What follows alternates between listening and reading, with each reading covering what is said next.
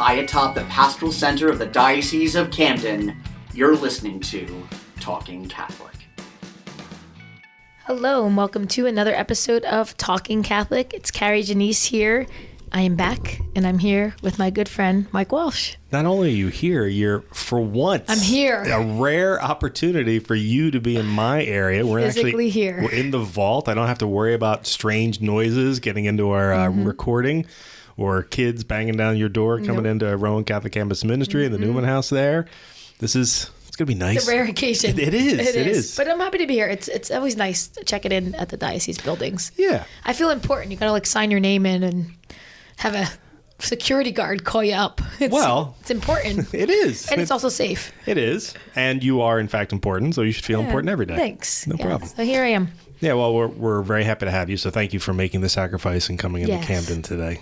No worries. I'd feel bad about it, except that you've made me go to your places 13 times as many. Hold on, everybody. Why? Mike goes to my place in Glassboro, which is a second down the road. Okay, maybe 10 seconds down the road from where he lives. So I make it more convenient for you to record in Glassboro. But then that's a side let's not forget about all the times I had to go to Williamstown before you went to Glassboro. Okay. Touche. Okay, there we go. And then there's all the times we've recorded in restaurants down in Wildwood. Because and you got to eat. I know. I'm not complaining. I'm just saying I'm happy to drive anywhere you bring me. I put you on the road. I know. And I'm happy to come here to Camden. Yeah, and all I could give you was a lousy cup of coffee. But, all good. It's coffee. I love coffee. Okay. No, this is thank you for this. This is a very busy time in our diocese, not just because it's Lent. We're actually recording this 2-3 days before the Eucharistic Congress. Big Eucharistic Congress. So I'm so looking forward to that. I know it will have happened once this comes out, but I really am. The excitement is almost building towards it, and I'll be taking 12, 13 students with me from Rowan, maybe a few more. One just asked me this morning some of the details. So that's awesome. I hope the same sense is going on around the diocese with all the parishes. Excitement building and more people last minute because their plans change or their Saturday opened up. It's going to be a great day. It is. And we're already over 3,000 people registered. That's awesome. So now it's supposed to be a rainy day, so who knows if that might, but I also might bring people out because stuff gets canceled. So we will let you in at the door if anyone decides to show up. So but it really is great. And actually, it's sort of the Eucharistic Congress, at least in our diocese, is actually a multi-day event. So it started yesterday on Wednesday with one of our preachers attending 2 different activities at our high schools. One was he went to Paul VI High School for one, and then he went to Camden Catholic, and then the folks over at Gloucester Catholic came and visited as well. Oh, so that's great. He presented to 2 schools. That was Father Hyde, who was on a previous podcast not long ago. And then today, on Thursday, we're recording this, he's going to be at Holy Spirit High School and talking with the kids from there, as well as Wildwood Catholic. Mm-hmm. And then in the evening, it's a youth event, right? In the evening, yeah. And then there's a youth event in the evening, and I think in between there's a priest event, so where he's going to be presenting to the priests, where our guest will be, and then Friday he's presenting to the diocesan staff. Fantastic. So I'll finally get a chance to see him then. You got him on the circuit. He is making his rounds in the diocese. He is both Father Hyde, and Father Jean-Louis, who will be doing a lot of our Spanish language presentations. Mm-hmm. So we've gotten great feedback, and it's been, I think a lot of people are interested in it. As one of the people who are helping to put it together, I hope it ends up being a great one. I'm sure it will be, yeah. A lot of hard work goes into these events and a lot of background details, so all of that will be, I'm sure, and at the end paid off in many graces. I hope so. And at the end of the day, of course, we rely a lot on the Holy Spirit to help us in the things we can do. So learned that during the convocation 5 years ago. And that was 5 years ago already? It's been a while. My gosh, wow. Matter of fact, it's in the very early stages of discussion, but we're trying to figure out how to do another one. Probably not a 4-day convocation, probably a 1-day convocation, but it would be open to everybody. Yeah. Not too dissimilar to what we're doing, at the Eucharistic Congress. So might be a couple of years down the road, but it's not quite the back burner anymore. It's moving up to the front. Moved up to the front. So That's exciting. Those events, I love. I was explaining to the students, I'm like, these events are just fantastic. You have everyone coming in together from that's anybody from priests to deacons to laity coming together for these big diocesan events. They always hype me up, so I'm very much excited for it, and to share that with the students, to see the greater, diocesan presence, because I think at least, we can get this way in our parishes, and also particularly with the ministries that I've led, kind of in our little bubbles, and we don't see beyond that bubble and the greater church. So I think these events really bring everybody together to see there's this beautiful greater church, beyond. And then pilgrimages kind of take that a step further. I'm sure you can speak to that, Mike, with just how you're like, oh my gosh, the Catholic faith is alive and well all around the world, not just in the Diocese of Camden or in my parish. Yeah. So it's neat. I love them. I'm excited for it. Yeah, I agree with you. It's funny because that's what we're going to talk about today is a big Catholic gathering. That's right. But I agree with you completely. Those are the things that kind of re-energize me the most. Mm-hmm. For me, in June, the Catholic Media Association has its annual conference. Mm-hmm. So I'll be getting together down in Baltimore. Is that what you're just got promoted to? That big? Technically, I got elected. Oh, oh, wow. Yes, I was even more impressive. I was elected. That's right. Thank you. Congrats to you, Mike. I saw that. I was very, very happy for you. Thank you very much. Yeah, I was elected as a director representing newspaper publishers to the board of directors for the Catholic Media Association. Fantastic. So, and it's an organization I really believe a lot in, and I like to support as best I can. Matter of fact, later today I'll be on a Zoom call for that's not the CMA. That's a different organization that I'll be on. Anyway. Mike's so popular. That's the thing. Everybody wants a piece of Mike. That's the problem with accepting more responsibility is you got to keep track of it all on your head. It's hard. Why my calendar is so important. But the CMA is a really big organization. They're having their conference down in June, and it's a great opportunity for my colleagues from around the country to come together and really hash things out and tell war stories, and it really re-energizes you. So I love being around big groups, and when I first came here, I think the first major event I attended as a diocesan employee was iRace. That's our iRace4Vocations event. What year was that? That would have been 2016 because I came in after it. And that was when it was really gaining a lot of steam. It was hitting its apex around there, and it was building. I loved it because first it's an outdoor event, and it was once again near my house. Near my house. Mm-hmm. So it was kind of nice to come to it. I was able to bring my son, and it's very family oriented. And it's just a fun. I wouldn't call it low key because there's a lot of energy that day, but it's you don't feel a ton of pressure. Yeah. It's a fun day, but it's not a ton of pressure. So actually we wanted to talk about that because it's coming up soon. Yeah, it really is. It's just about a month away on April 30th. iRace4Vocations. It is, what is it, the 10th annual? 11th? Well, here's the problem. I've lost track. COVID kind of messed it up. The first year of COVID, it was canceled, and that would have been the 10th year anniversary. Right. So I think last year's was the 10th occurrence of iRace because it got canceled for a couple of years. And so I think technically this is the 11th occurrence. Okay. But in reality, I think it's the 13th year of it. It's been, and I've been involved since I think year 2, because year 1 started at a parish level. I don't know if they considered that year 1.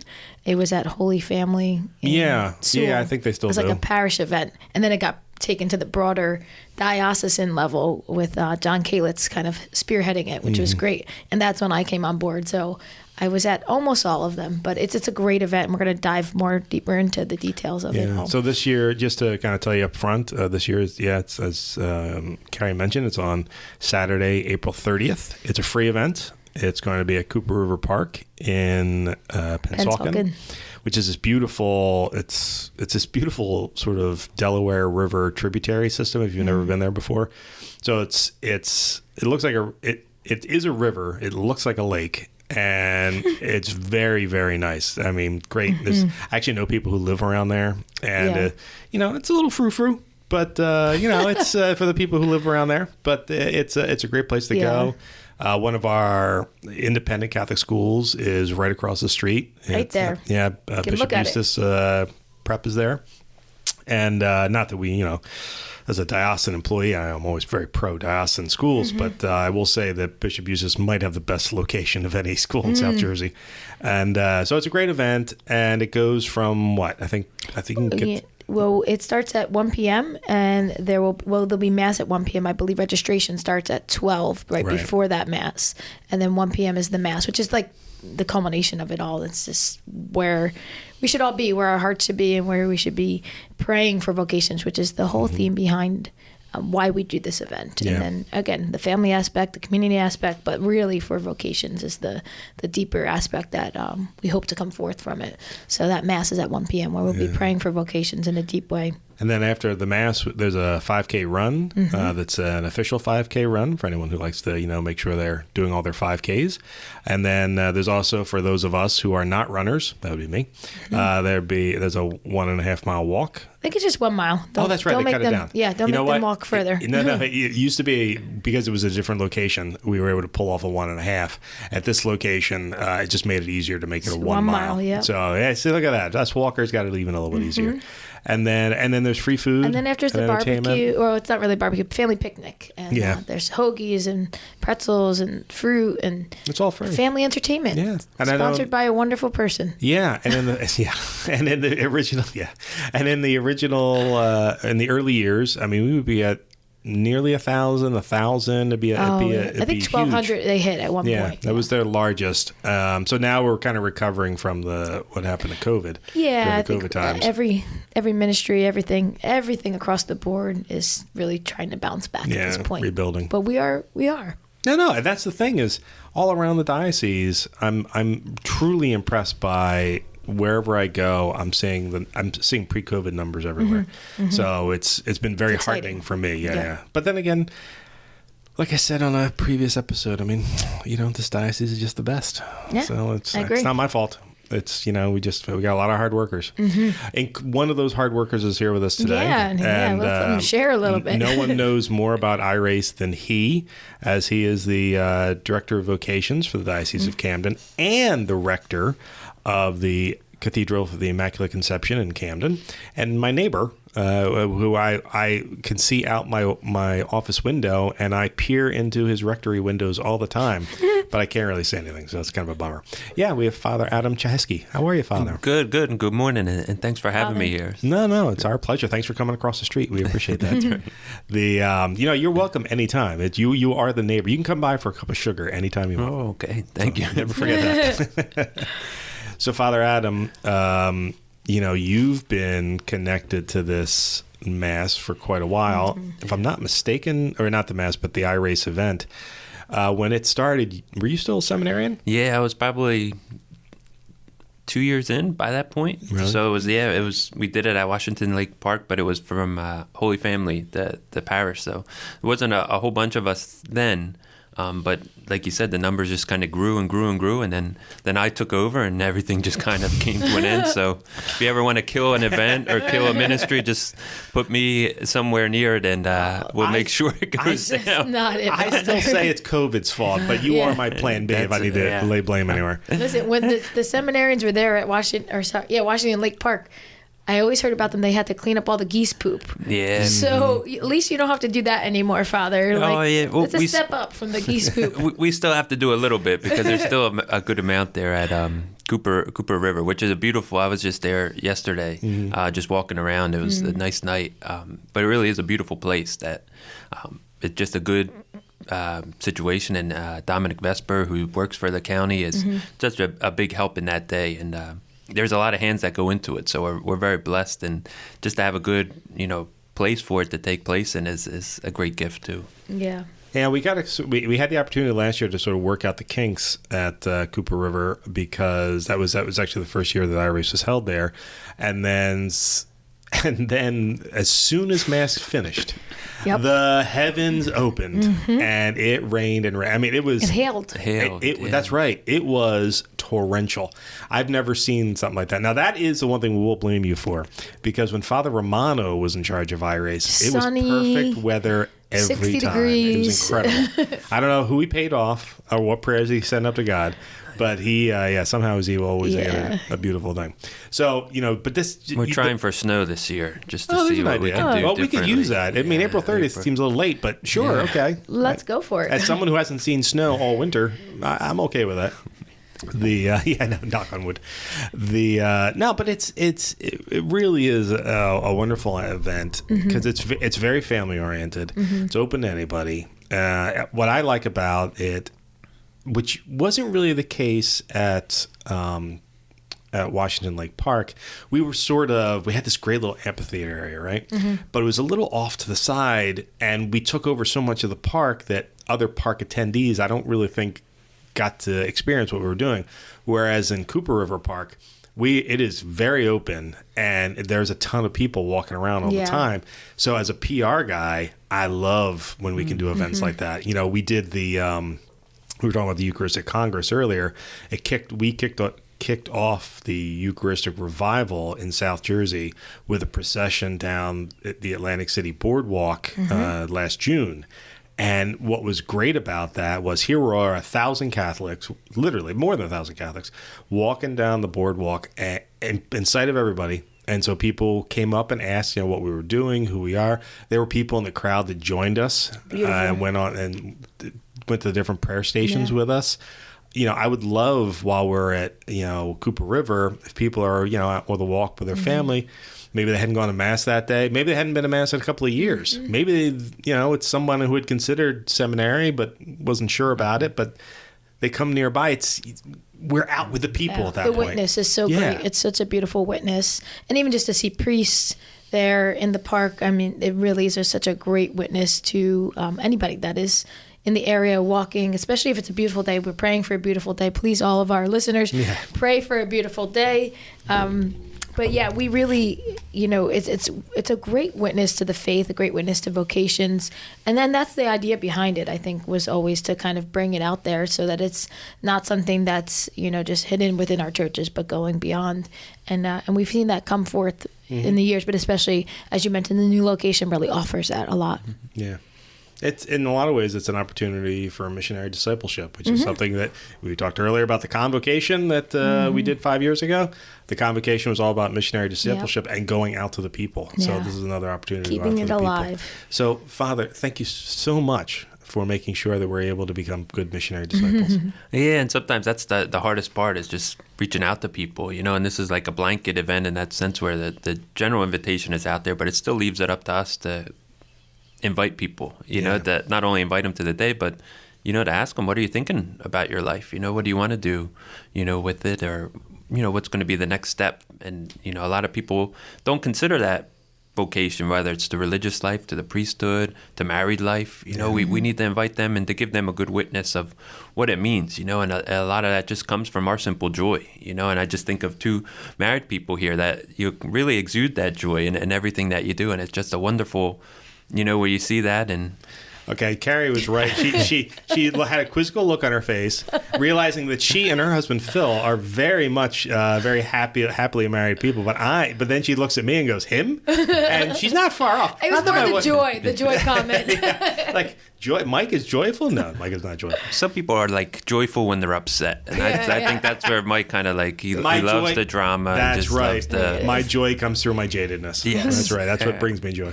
But you do see a lot of, on that day, the families, the kids running, the families all there. Yeah. You do see that witness of joy for sure in the family life and also the religious life. Many religious sisters are there present, different orders, and they're throwing the frisbee with the kids, or they're walking the 1 mile walk.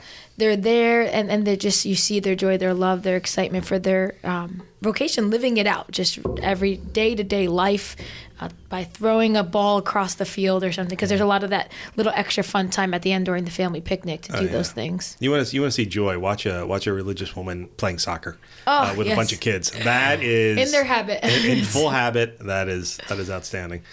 Yeah, and just to think of the support, and a lot of people think religious life or priesthood is going to lead you to loneliness. But when you see the people that are there, like that just want more seminarians, want more religious sisters and brothers, want more married people. Like you see that you're not alone in anything that you're doing, that you have a great support system, and that the people of the diocese really do want to see, a growth in those things, which is, just an awesome part to really be a witness of.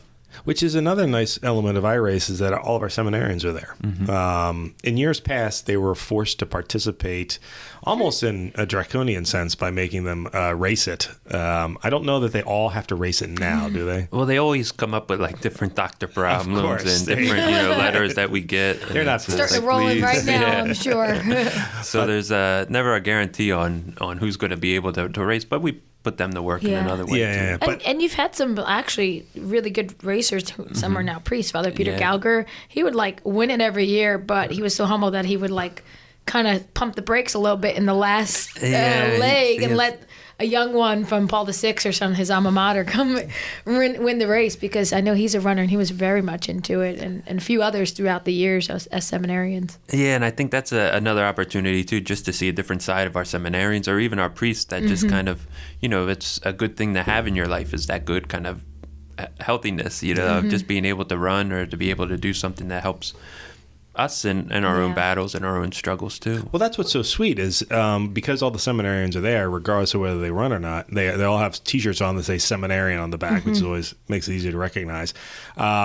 They are showered in love and affection. Our seminarians, a seminarian shows up to any of our churches, and it's like they have their own fan clubs. It's very true. It's very true. I actually, like, it's so beautiful to see, but sometimes I'm like, man, like, why can't we get that? Like, as married people, like, nope, they get showered with love, with sometimes financial support, like, and it's beautiful, But that is the good work of the church, and that is how we are just totally just one big family, a community family that helps support one another. And I think that's so important. But again, most importantly, the prayers, praying for these seminarians, because like any vocation, it's not easy. And I always think about the seminarians a lot. We just had a lesson in our RCIA class with our students. Father Rossi was speaking about his time in the seminary. And the one student said, it was 9 years, like 9 years. And I thought, oh my gosh, when I hit 9 years of marriage, like that was like, seems like forever. I can't imagine you're not even yet at your ordained ministry at that point. You're just there finally to even start your vocation. So it's really, it's got to be a long, hard path, Father, you could speak more to that. You went through seminary, that it's just, it's not the easiest, and they rely on our prayers and our support. Yeah, your prayers and support really do make a difference, because it is a journey. And, to think of it as, we would call it formation, of taking someone who's, think of it like a lump of clay that you're forming into a priest, but, even after the ordination, they're not complete, that they still have a lot to learn. So it's almost, in so many ways, like marriage itself, where, a couple that's dating is getting to know each other. And then when they get engaged, it's getting closer to the date. And then marriage happens, and it's like, all of a sudden everything changes in that instant. Then it really gets hard. But then, you look back and you see how that preparation has helped, and that it's, not a complete shock, but I think for everything, it's that total shock of this is my life now. And, it's hopefully the seminary, and we're seeing some changes coming up with the program for priestly formation. That's making a big difference too, of getting guys ready to enter into ministry in our world today, which is a lot different than it was when I started 10 years ago, or 15 years ago now. So it is. And then, how it was 30 years ago, 50 years ago. So the experience and the people that are coming in have changed. And, the church is working with that, of trying to have, healthy, holy priests that are going to minister to us one day, and I think that's the key, is that we're always focusing on how we can be formed better and what can we do. And the formation starts in our diocese, and the people that are there, the priests and parishes that they're a part of, form them as they're growing. But even as seminarians now, when they have assignments, the places we send play a big part in who they are. And I look back on my assignments and, with, a lot of love, because, some were difficult, some were challenging. But it helped me today as a priest to encounter things and to overcome. But it also gives me a lot of people that I can call, and just say, what do you think of this? What do you think of that? So, there's a lot of love and support in the formation itself, and just seeing how many people are there along the way and that they never leave you. You know, I still get cards from people that knew me when I was growing up or knew me from different parishes, and it's always a touching thing just to receive that, you know, that I really didn't do too much in the sense of ministry-wise. Maybe when I was there, I wasn't, you know, I was just a seminarian, so I was someone maybe they talked to or someone they you know, just met a couple times, but that, you know, the impact that we make and that they make in our lives is something that's it's special. Yeah. So beautiful. I as you were talking, I was just thinking back of some of the priests now that I knew as seminarians, or even before they were in seminary, that I send Christmas cards to, and every year I got to update the list, and some of them like, oh, did they get transferred? Where are they now? But yes, like, you know, just keeping that relationship, you know, even if it's at a distance because they've moved on to a different parish that's not as local, but still keeping that relationship with them. And those relationships run so deep with the families, especially if you were there in a tender time when maybe there was a loss in the family or going through a certain struggle, and the priest helped that family through that. That relationship is so deep, and it will never be lost. It will always be part of their heart, for sure. And I can speak to that in my own life, and I know different priests that have done beautiful things in people's lives that they will treasure forever, like till the day they die. Yeah, and the same even with our seminary formation. Like, you know, again, where people think that they're losing a son, you know, by sending them to the seminary, or but, you know, we would bring back people on breaks, you know, friends from different dioceses, sometimes different countries that were there. And I just think of that because, you know, we're in a group text. A lot of the guys I graduated with, one just left for Navy training, so he's going to be a chaplain. But still, like, staying in contact, you know, again, because they're part of your brothers. You know, they become the people that you've did a lot of things growing up, you know, or being formed in, and that it's people that stick with you. And, you know, we would try to meet once a month of just trying to get together, you know, and just to share what's going on, the struggles, the joys. And that helps, you know, and we need that support. You know, we can't kind of isolate ourselves or keep ourselves in the dark in that sense. And these are men from all over other dioceses. Yeah, so we would usually pick a place that was like central to us, so not in North Jersey, but like somewhere in the boundaries of South and North, like right along that border, like Woodbridge or places like that, where we could all travel. And most of it was like an hour and a half was the longest that we had to travel, but we were all spread out all over each diocese. There was at least one person from each place represented. So very nice. Yeah. You know, you were saying earlier, Kari, about how many priests you know now that were people you knew as seminarians. And in a lot of ways, you are kind of a vocations whisperer. I've heard that title from you before. I don't know about that. I was thinking about this today, that, you know, on the off chance you die before me, which is unlikely, but on the off chance you do, I am going to open the case for sainthood, and my plan is to make you the patroness of Vocations. I'm sure there's already a patron of that, but you would be the patroness of Vocations, because one of you said something earlier. I can think it was you, Kari, wrongly, maybe. I don't know. Oh, it probably was me. No. You said something like the most important thing you can do is pray for Vocations. And I shouldn't make it hierarchical. You should definitely be praying for Vocations. But in the conversations I've had with Vocations directors and in the conversations I've had with priests, the thing that I found most often was you suggest it to someone. You got to ask someone to consider it. Like, because everyone wants to ignore what God says. Father Romano famously on this podcast talked about his Vocations journey, and he resisted it left and right. Yeah. And but enough people finally said to him, you know, have you ever thought about being a priest? Have you ever thought about being a priest? I think we in this day and age, particularly in the post-COVID age, but definitely in the 2010s, where we're so arm's length from people, and we don't want to. Nobody wants it to get in anybody else's business, and everyone's afraid of offending someone or upsetting someone. I think we got to get past that when it comes to vocations. Yeah, I think it's almost like there's the ask, and then there's also almost like a challenge, like to challenge them, to push them a little further.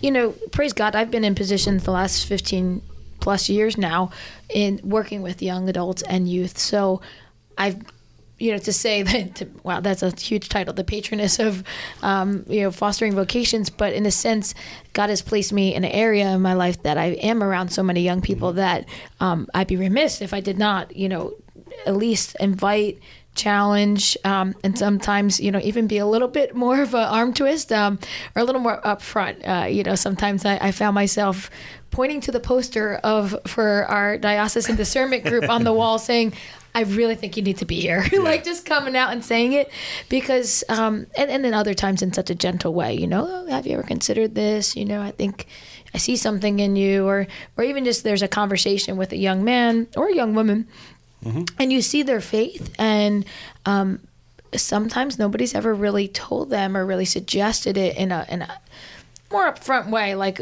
not as subtle, but just, I think maybe it's worth a conversation with our pastor or with your spiritual director to just at least open up this conversation.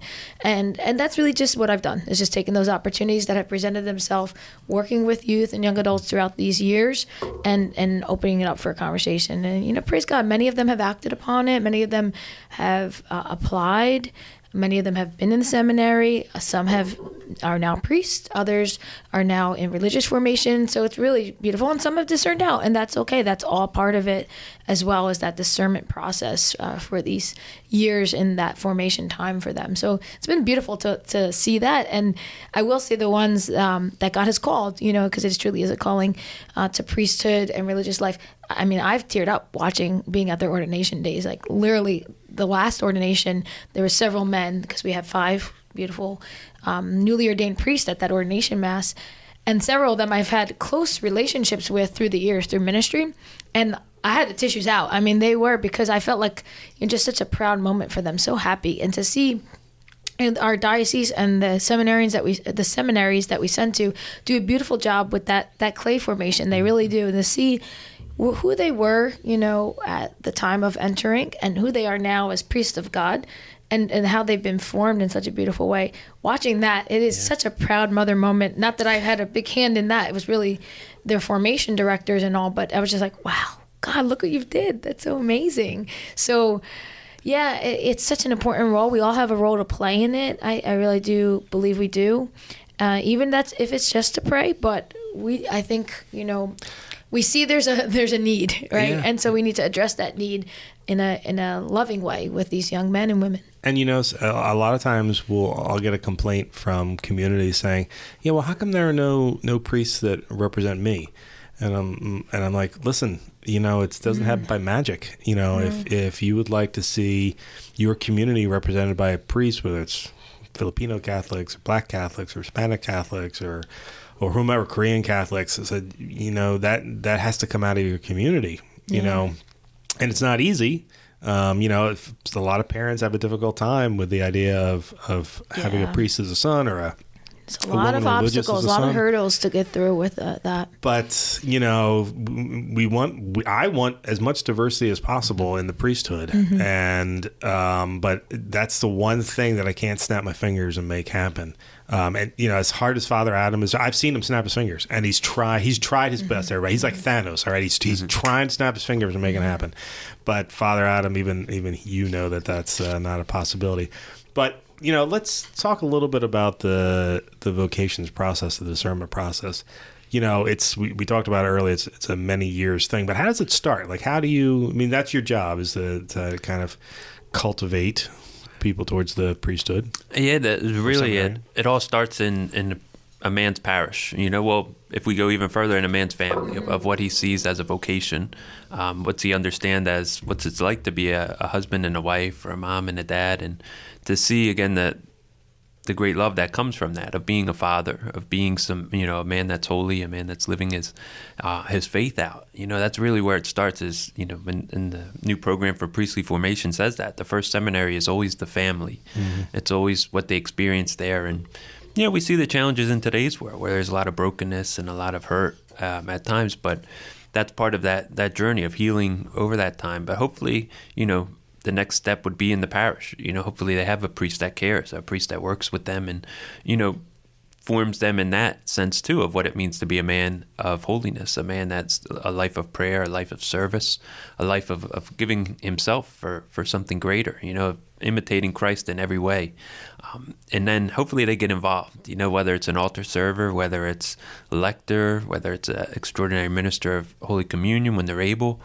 To be a part of something there really teaches us, like, this is something I want to do more. If we come into these things and be like, well, I don't really like the lector, I don't really like to talk to people, I don't like to pray, those are kind of signs, all right, maybe this isn't yet, but maybe there is something there, if you start praying, if you start, being active, I think you see a life that just continues to grow, and it's not easy. And having those conversations with people is another thing, where it's inviting somebody, and, the seed you plant might show up 10 years, 20 years from now, but they'll remember that conversation, as they're maybe going through some challenges or dark times, that, Kari saw something in me that maybe I should revisit. And maybe you might be the only person that ever says that to them, that, you should think of a vocation to the priesthood.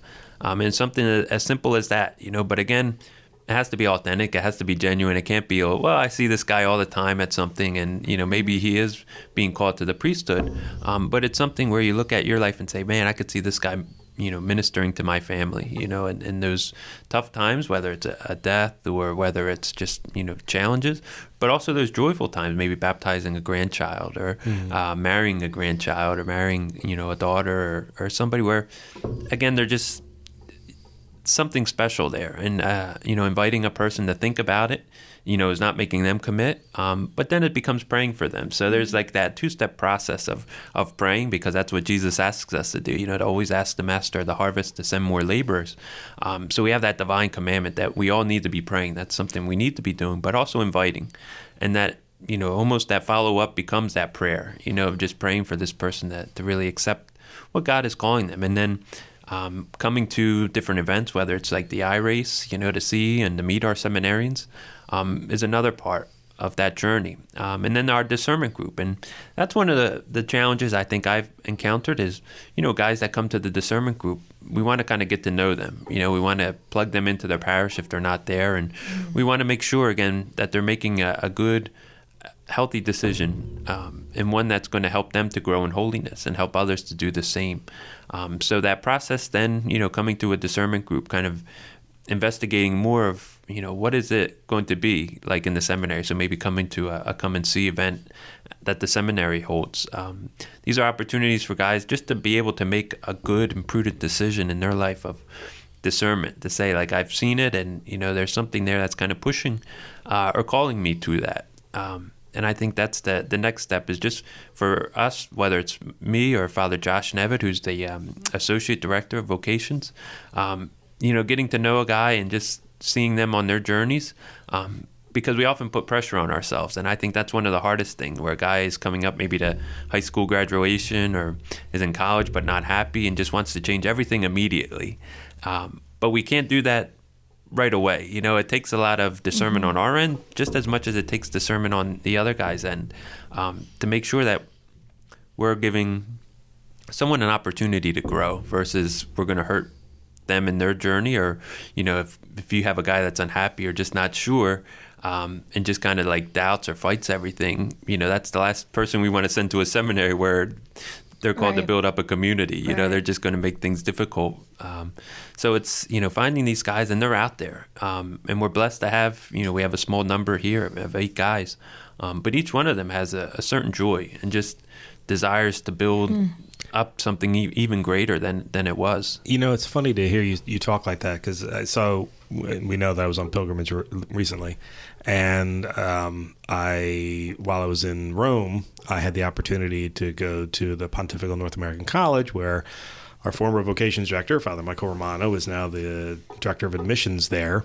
And I would say that I was invited, but I will admit that I forced myself in the door. I was out to dinner with Father Romano, and I may have goaded him into inviting me up there. But I'm glad that he took my hint, because he invited me up for dinner with the seminarians one night. Nice. So I skipped out on what I was told. What I found out later was perhaps the greatest dinner of all time, to instead have homemade gumbo with, because I was up there. I just happened to be there on Fat Tuesday, on Mardi Gras. Oh, nice. And so one of the guys from some southern diocese decided to make gumbo, or jambalaya.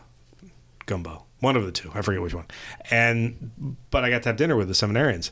And they were the nicest human beings. Yeah. Sometimes I forget because I haven't been invited up to a seminary in quite some time, as I stare at Father Adam, but mostly because of COVID. But being around a group of seminarians again, it was such a blast. They were so joyful and so kind, and they asked me a ton of questions, and it was just a very positive experience. Everybody smiling and laughing, and I felt I was getting the real version. I didn't feel like they were putting on an act for me. I felt like it was genuine. Yeah. And it was just so wonderful to be around such sweet human beings. And they were from all over the United States because the PNAC brings them in from everywhere. And I will tell you, for anyone who's worried about it, every single one of the seminarians joined in with me with insulting and making fun of Father Romano. So that was wonderful to see. He then really regretted inviting me to dinner. But then he took me on a tour of the seminary, which it was like being at a really good university. Yeah. It is, the facilities there are incredible. I'm not saying every seminary is like this, but that seminary is. And I mean, brand new soccer pitch, an incredible gymnasium, and a beautiful chapel, and incredible views of. It's one of the highest points in Rome, and you can see everywhere else in Rome. It overlooks St. Peter's Cathedral. I hope you took a picture on the balcony there. All right, so I did, and I actually have a very nice picture from the balcony there. All right, good. It's actually depressing though, because I was going to do a special video. I was doing those video logs while I was there, but it was so dark on the roof, and I was going to do a video log with Father Romano, and it just didn't work out. But St. Peter's Dome right behind you. Yeah, that's what I was going to go for the video. I did a video log there when I was there in 2020. Was it pitch black? No, it was daytime. Yeah, see, that was nice. Bishop Sullivan chastised me for not going during the daytime. However, the view at night was incredible. Yeah, it's amazing. They have a lounge area at the top that I would never leave that area. You just see everything, and it's really nice. Yeah. And I'm sure all of our seminaries are as beautiful as that, right, Father Adam? In different ways, yeah.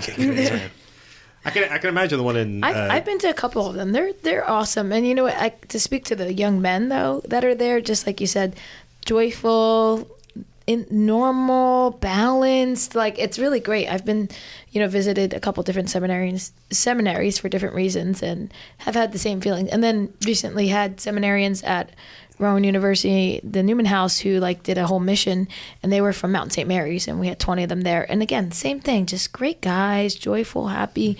I love being around them. And it's funny, you start to see the connection of the church and the diocese, oh, wait, you're from here. Do you know so-and-so? Do you know this priest, that priest? And we're all connected. It's really amazing. I always enjoyed that aspect of it. Actually, funny enough, when I was at the North American College back 2014, I think, when Pope John Paul II was canonized as saint. I think that was 2014. This was my first time there, and I met a seminarian who was, I'm going to forget where he's from, so I'm not going to say, but somewhere in the Midwest. He had a great accent.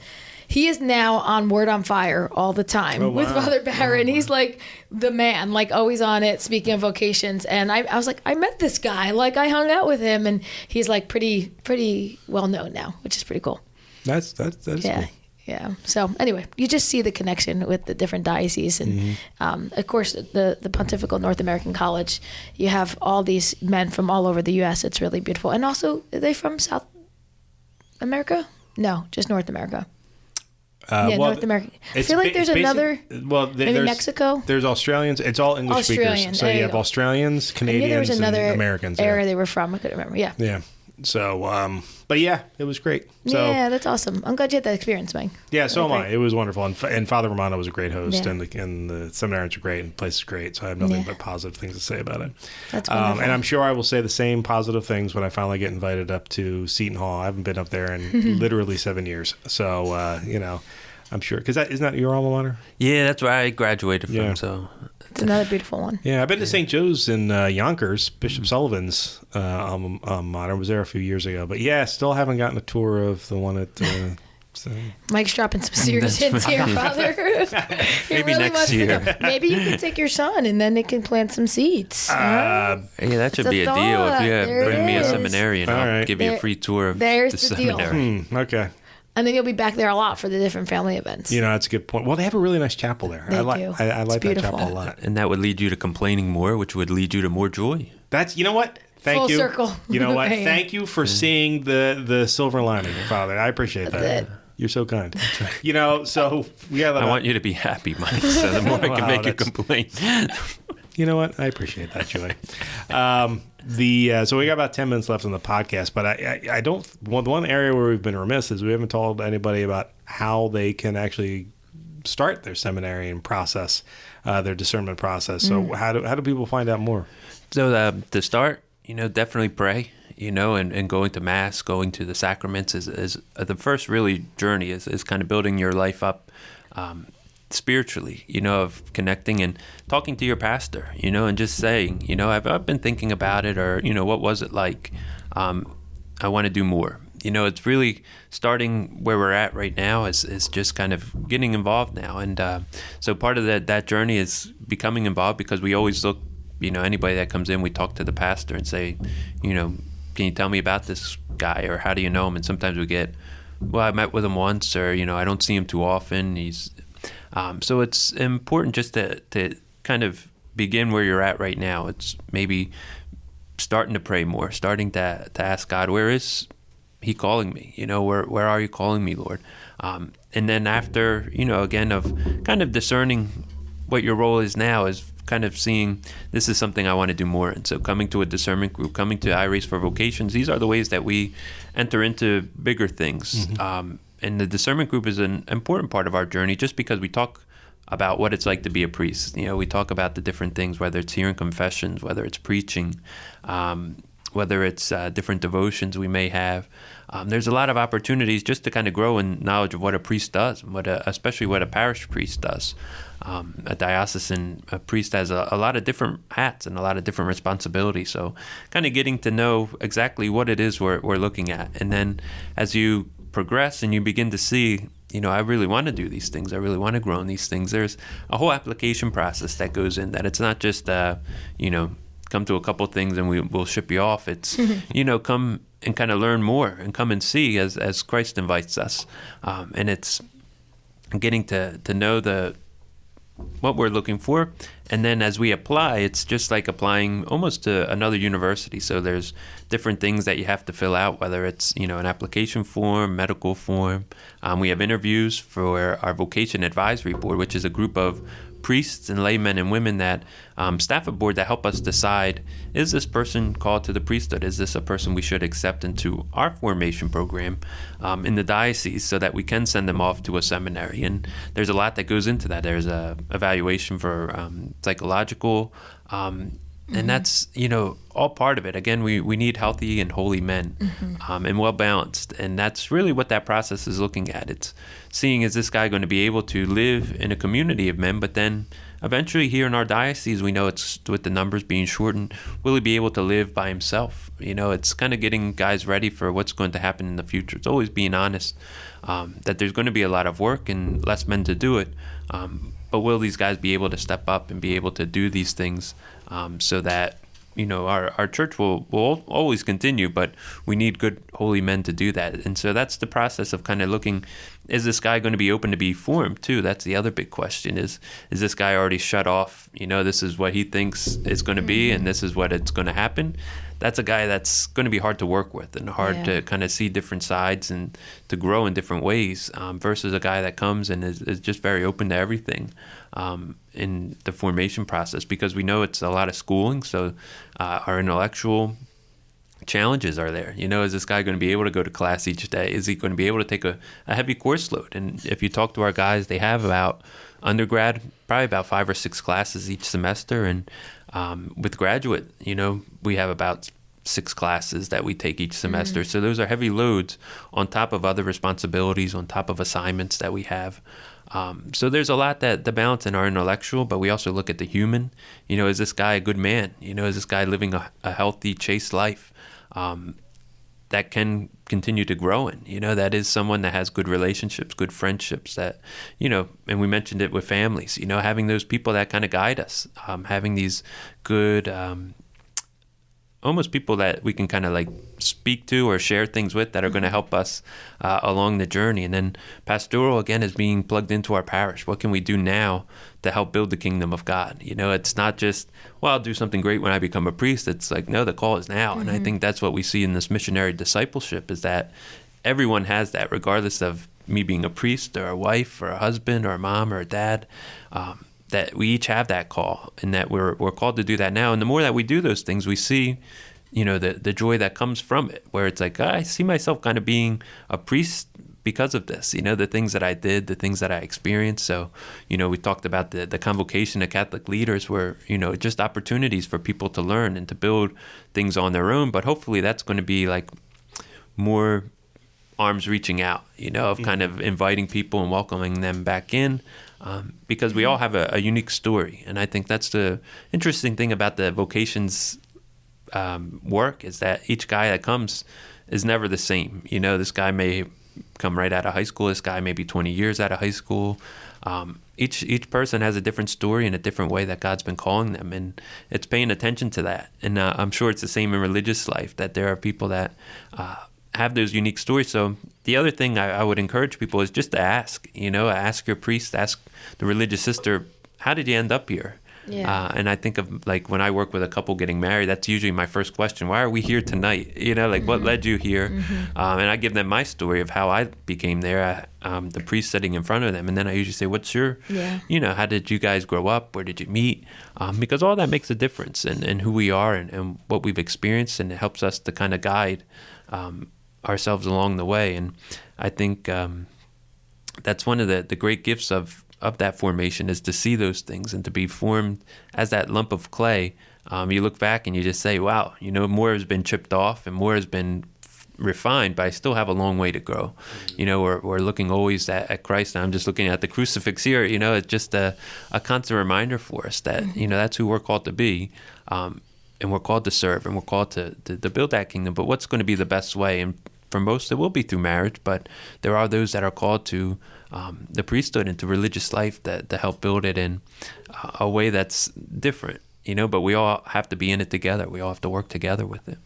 Beautifully said, Father. Really, it truly is great to hear that. And I know these young men, a lot of them go to the internet or maybe social media to find some answers. Does the diocese have these different outlets that they can go to and to seek some more information, maybe before that initial phone call or email is made? Yeah, we do have a website that's kind of in a work in progress too. But we have camdenpriest.org is a good site just to kind of start to see what events are going on, and there's good information there. Discernment group is another opportunity to see guys that are thinking about it, guys that have been praying about it, to see that we're not alone. But there are a lot of good resources, a lot of good books out there. We were using To Save 1,000 Souls for a while, and now we're using Priests for the Third Millennium. And that's been a really good one that just kind of go into the priestly life. But, when I was thinking about it, somebody had given me a book from Walter Chiswick, He Leadeth Me, which is I don't know if you ever read that book. It's an awesome book about this priest, ends up in Siberia. It's just an amazing story of how he kind of keeps his faith throughout this, imprisonment. It's after the Second World War, and they kind of convict him as a Vatican spy. But it's not true. He was just going to evangelize Russia after the revolution.